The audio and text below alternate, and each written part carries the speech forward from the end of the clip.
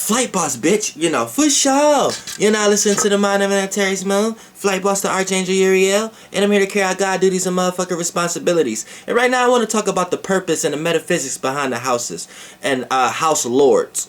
You know what I'm saying? Because we know that space means more than anything. Space means more than the specific things that's moving through the space. So when we see stars moving through the spaces, you are a star moving through space.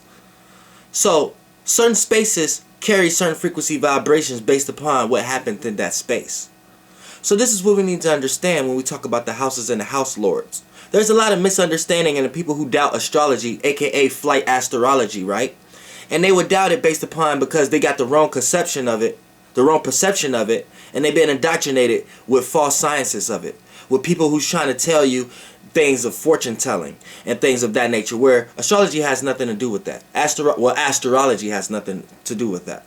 You see what I'm saying? So when we talk about fortune telling and what I should be doing, you need to understand what you're actually saying. When you talk about what you should be doing, think about what you're thinking about. You're probably thinking about a career, and when you're thinking about a specific career, you're thinking about what's been placed upon you in society based upon someone else's imagination. So when we think about astrology itself, it's based upon you. It's not based upon someone else. So how can astrology be made to be based upon someone else's imagination? So when you want to ask questions like, should I be doing this business? Should I be playing football? Or should I be a hairdresser? Or should I start this lipstick company? Or should I start this metal company or things? Or should I be a scientist? When you ask these questions, a real astrologer, or if you're into astrology, flight astrology, you should know that you shouldn't even be playing with those type of games. You shouldn't even be playing with people's spirits like that. You see what I'm saying? You shouldn't even be acting like a fucking gypsy with a crystal ball, because that's not, we don't do divination. We tell people their own energy, and a person could go create their own dreams based upon them knowing what kind of dreams that they can create a lot faster than other people's dreams. And a lot of times, reason why you're not creating the things in your life as fast as you want to is because you're trying to access someone else's imagination, someone else's dream, and you're just adding on to their imagination. So it's going to take you a lot longer for you to get your piece of the pie, to get your portion out of that frequency vibration. Then if your spirit was just already aligned with your frequency vibration, you would be able to get all the fruits and labors out of that, just as well as that person that you're adding on to got it. You see what I'm saying? So it goes very deep, and we're going to get into this.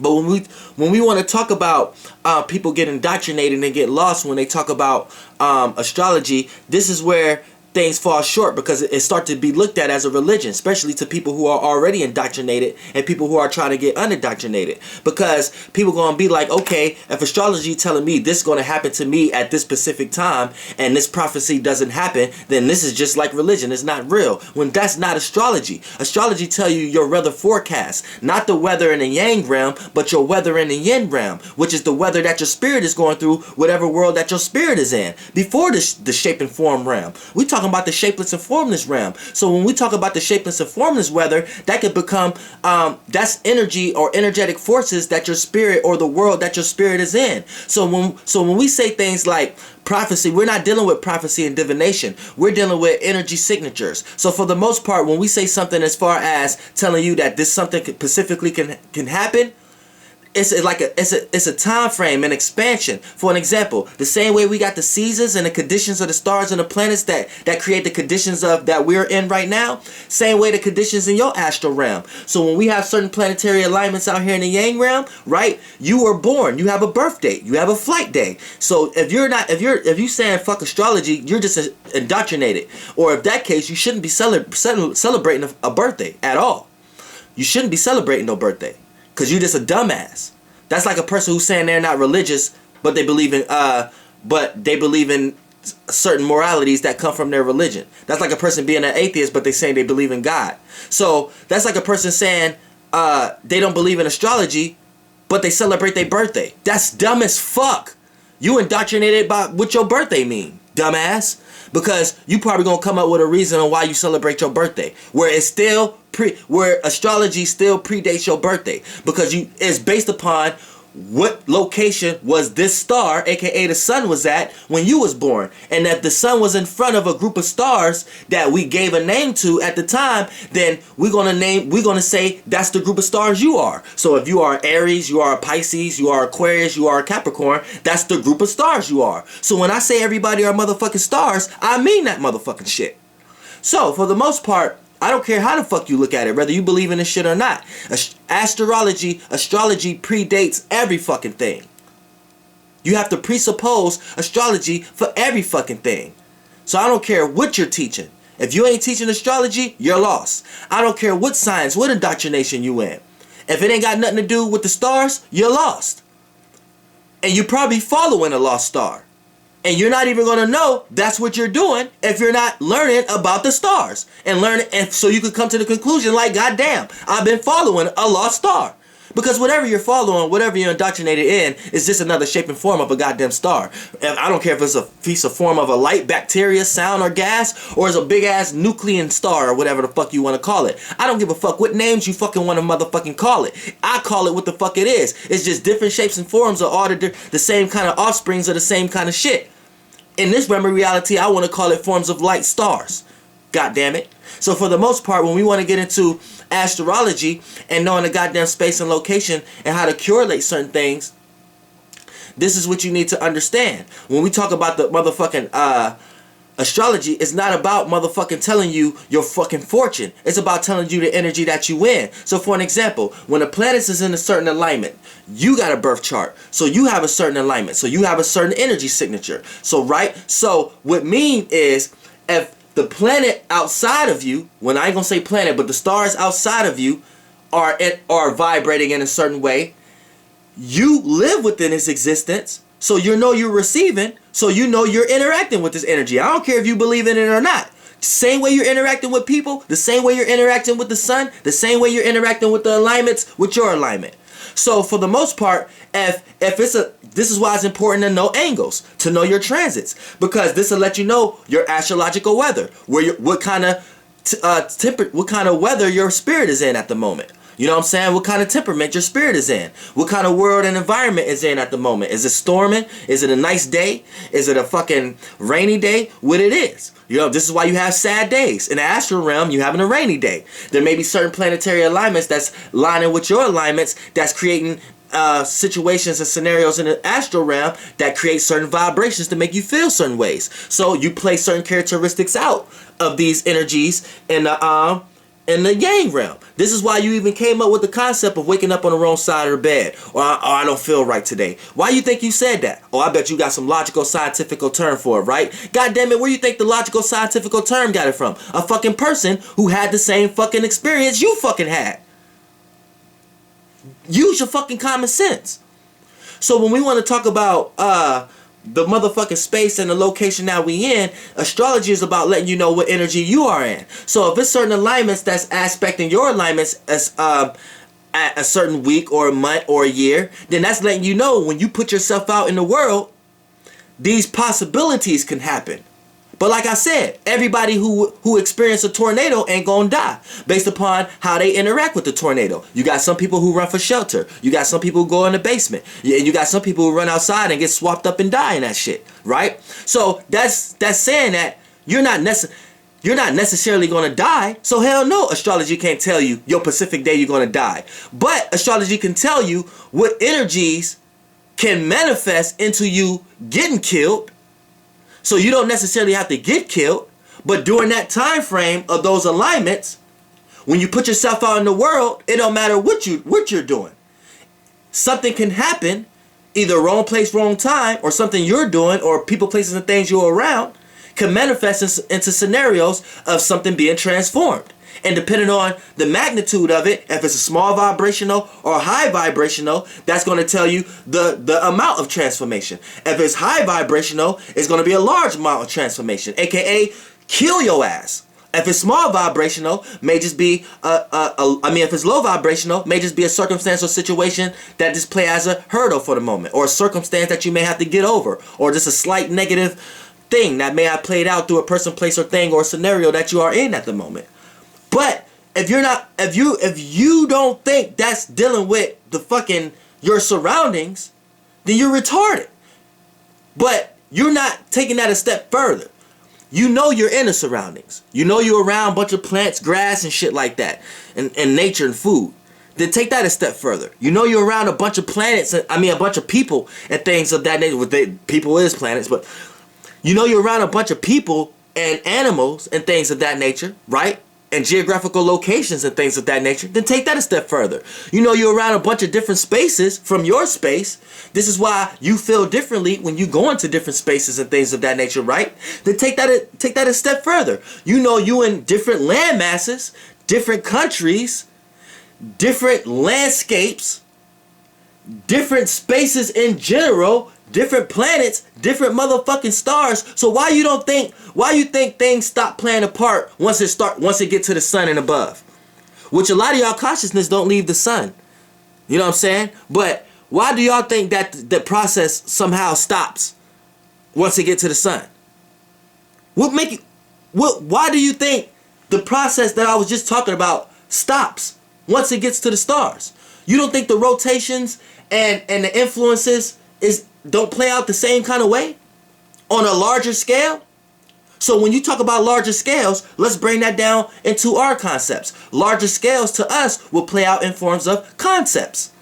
So you may have your own way of doing things, but whatever you're doing is straggling on to a larger concept, and that larger concept have laws and things in terms of agreements that you have to go with in order to consist that information. And then that information is grabbing towards a larger concept in order for that to grab. So why you don't think that's going toward? Duh! Do you get my concept? It's all a ladder. It's all like a laddering system. A draining and laddering system.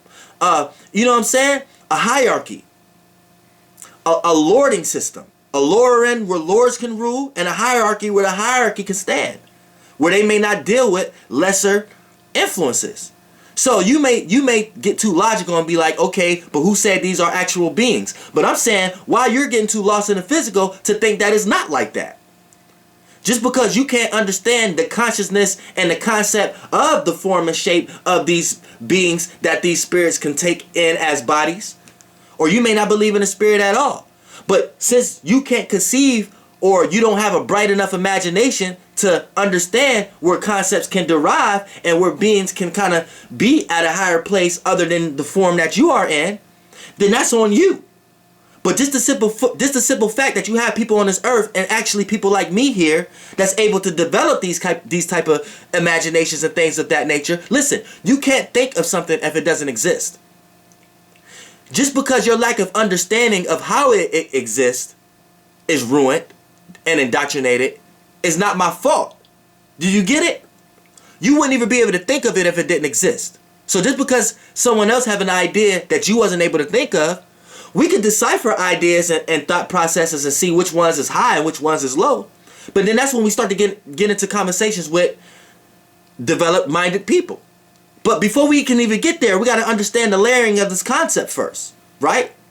Now, just because your level of understanding is limited, or just because your broadening of imagination and creativity is limited, doesn't mean you have the right to tie words on to people who have a bright imagination, that their imagination might not make sense to reality.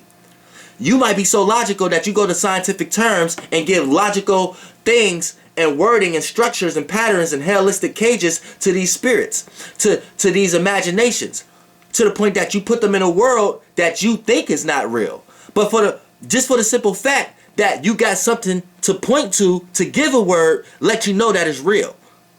Now, the structure and the limited access that you give it is your fault. So you may give it an idea that don't even allow you to dive in more imaginations of that thought. Because you so left brain and logical that you gave it a word and you leave it there. So you build a firmament for yourself. So that imagination you can't even go as far as where you put the word to it. So the word with the meaning of that word is as far as you can go with that realm of reality. So when somebody else got a brighter imagination, it's going to seem about that realm of reality. It's going to seem foreign to you because you're limited in that realm. But you might be so logical and left-brained that you think that that person lost. But you don't understand that you're lost. And you created the world of that cage that you're in. And this, all of us as spirits is here to create our imagination. So just because you learned how to create limits for yourself, and you learned how to lie, and you learned from indoctrinations, and you learned how to lie so much that you feel like you want to make a book yourself, that's on you. But that's something that your spirit creatively thought it was doing right. But at the end of the day, that's where you fall short. So this is what I talk about when I talk about astrology, and it's just meant to tell you the energy that you are in. So if you know your energy, right, this give you the sense of conviction. You see what I'm saying? Because you may be placed around people, places, and things in a location that may be pushing you towards to do certain things that don't align with yourself. And you may have certain inner passions, but you may doubt them or don't fully go through with them because it doesn't make, it's not sensical. It doesn't make sense based upon your location and the people and places that you are around, right? For an example, it may be you may be living in a location within that society. You may stay in New York or something like that, where this certain business, it makes sense for everybody to work there. So it don't make sense for someone to be like, oh, that job is stupid. That job doesn't make sense. That doesn't even make sense to do that, right? But that energy may not be for you. So even though it's accessible, you might still have to suffer and sell a lot of your soul, aka a lot of your experience, to that realm of reality ran by another intellectual being, just to gain something out of that, when really you could have been doing what you really wanted to do. But since you ain't know thyself, and you ain't know your astrological chart, and you ain't know your houses and your house lords, right? So since you ain't know that, you wasn't sure if those was the right things to do based upon the location and the people that you are around. Because this, whatever you're trying to do, makes sense. But if you know yourself, right, and you start to get into flight astrology, but astrology for everybody else, right, and not the soul group, right? When you start to get into this and start to understand your houses and your house lords, you start to understand, okay, oh, so this is my energy. So I know whenever I do this, it will always work for me. So that will give you that much more conviction to be like, damn, I've been doing this for that long, following this person or whatever like that. And they give you that much more conviction to stop doing that and to go for what you really need to do. As if you didn't know yourself, you'll still be blinded into thinking this makes more sense. And you'll be around logic and coming up with logical excuses on why you shouldn't be doing what your spirit is trying to make you do. And coming up with excuses why you still should be doing that because it makes sense based upon the people, places, and things that you are around. So this shit goes motherfucking deep. You see what I'm saying? And indoctrination energies. So when we talk about motherfucking astrology, that's what it's about. It's about telling you the energies that you are in. And your house lords is like your most important. For an example, right? My house lords, right? My first house lord is the sun, right? So when you talk about a house lord, right? This means whenever you take now a house lord, you have your houses is each area of your life. So you have 12 areas of your life. So each house represents a different area of your life, right? So a house lord is, now a house has a sign there. Now every sign has a planetary ruler.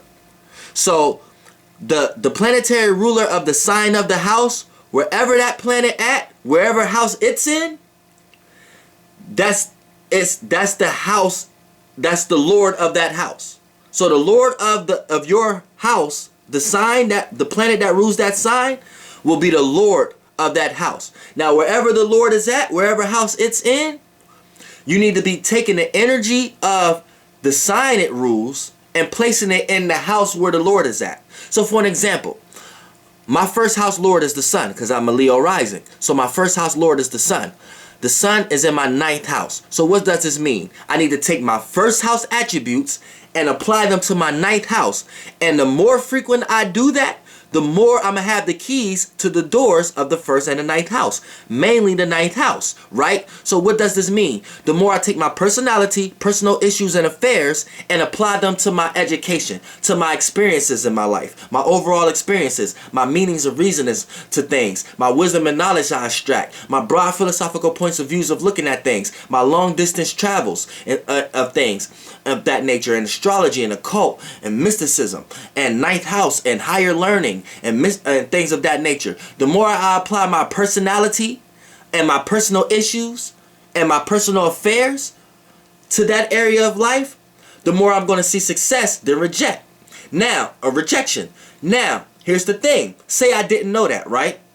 I might have been putting my personality, personal issues and affairs into areas of life that it don't need to be, based upon the people, places, and things that I'm around in my personal life. So just think about it. The location where I live at, the people I'm around, the jobs that's around here, the things I got to do around here, right? Now, this is where my personality is going, right?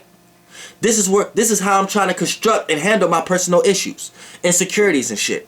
And this is how I'm dealing with my personal affairs, aka the personal people, places, and things that I'm around, right?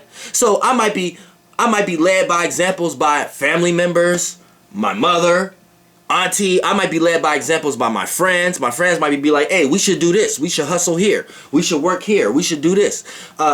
Girlfriends might be like, oh, you should get this phone. You should unblock your phone. You should unblock this page. You know what I'm saying? This, that, and third. So think about how many places my personality is going to, right?